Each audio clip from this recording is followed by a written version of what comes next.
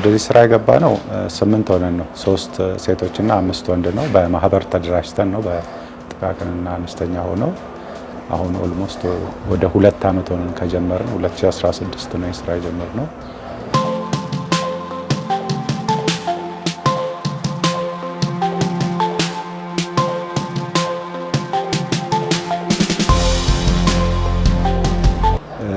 የምናመርታቸው ምርቶች የተለያዩ የጽዳት እቃዎች ናቸው።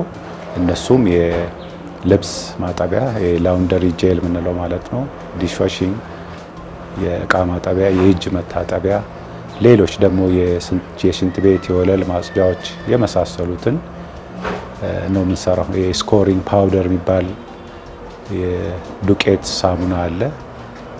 እንደዚሁም ይሄ ኦሞ የምንለው በተለምዶ እሱ እናመርታለን። በረኪና፣ አንቲሴፕቲክ፣ ዲስኢንፌክታንት ወይም ዲቶል በተለምዶ የምንላቸው እነኚህ የጽዳት እቃዎች በሙሉ እናመርታለን ማለት ነው።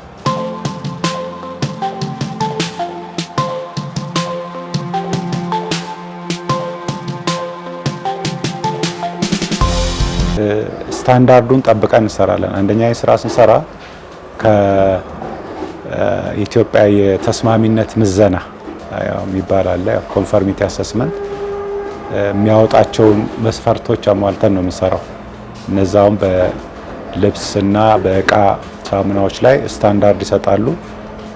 ያንን አሟልተን እንሰራለን።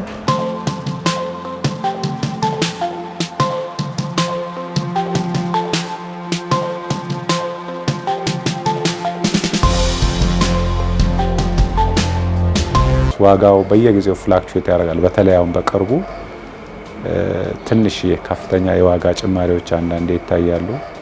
ይሄ ሰፕላይ ቼኑ ትንሽ ጤናማ አይመስልም። እሱ ትንሽ ቻሌንጅ አለብን። በዚህ ዙሪያ ግን ምንድነው አሁን እንደ ሶሉሽን ከሚመለከታቸው የባለድርሻ አካላት ከኢንዱስትሪ ሚኒስቴር ጋር፣ ከንግድ ቢሮ፣ ከእናንተ ከኢንተርፕራይስም ጭምር አንዳንድ ደብዳቤዎች የድጋፍ ጽፈውልን ይሄ ኢምፖርት ከሚያደርጉ ካምፓኒዎች ጋር ድጋፍ እንዲያደርጉልን ለሌሎች ትልልቅ ካምፓኒዎች እንደሚሰጠው ለኛም በየተወሰነ ጊዜ በፈለግነው ሰዓት በኮታ መልክ እንዲሰጠን የሆነ የድጋፍ ነገር ጽፈውልናል።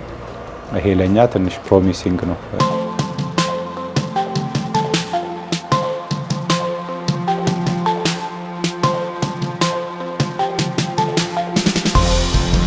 እንደዚህ አንድ ላይ ግሩፕ ሆኖ በተለይ የተለያየ ፊልድ ላይ የተማሩ ሰዎች እና በተለያየ ኤክስፒሪየንስ ያዳበሩ ሰዎች አንድ ላይ ስራ መፍጠር ቢችሉ ተነጋግረው ምንድነው ያለው አዋጭ ነገር በአሁኑ ሰዓት ዲማንድ ያለው ነገር ይኖራል። ኮንሰልታንሲ ሊሆን ይችላል፣ በማኒፋክቸሪንግ ሊሆን ይችላል፣ በሌሎች በግብርና የተለያዩ ነገሮች አሉና ሙያቸውንም ተጠቅመው ያላቸውን ሪሶርስም ፈላልገው አንድ ላይ አምጥተው እንደዚህ አይነት ነገር ቢጀምሩ እና ያው መንግስትም ደግሞ አንዳንድ ድጋፍ የሚያደርግባቸው መንገዶች ስላሉ እንደዚህ አይነት ቢሞክሩ ሁሉ ጊዜ ተቀጥሮ ምን ብሎ ከመስራት የተሻለ ይሆናል ብዬ አስባለሁ።